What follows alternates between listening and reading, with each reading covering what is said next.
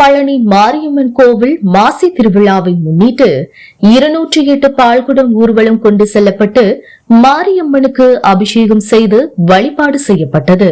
திண்டுக்கல் மாவட்டம் பழனி தண்டாயுதபாணி சுவாமி கோவிலுக்கு உட்பட்ட மாரியம்மன் கோவில் மாசி திருவிழா கம்பம் நடுதல், தீசட்டி வைத்தல், தேரோட்டம், ரத ஊர்வலம் என சிறப்பாக நடைபெற்று முடிவடைந்தது.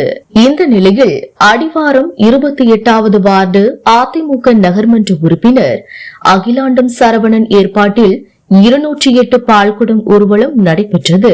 குறும்பப்பட்டி படிப்பாறை காளியம்மன் கோவிலில் துவங்கி தேவர் சிலை, பேருந்து நிலையம், காந்தி மார்க்கெட், கடைவீதி சாலை வழியாக சென்று அருள்மிகு மாரியம்மனுக்கு உச்சிக்கால பூஜையில் பால்குடம் அபிஷேகம் செய்யப்பட்டு வழிபாடு செய்யப்பட்டது. அதனைத் தொடர்ந்து தனியார் மண்டபத்தில் 500க்கும் மேற்பட்ட பொதுமக்களுக்கு அசைவ உணவு வழங்கி அன்னதானம் வழங்கப்பட்டது.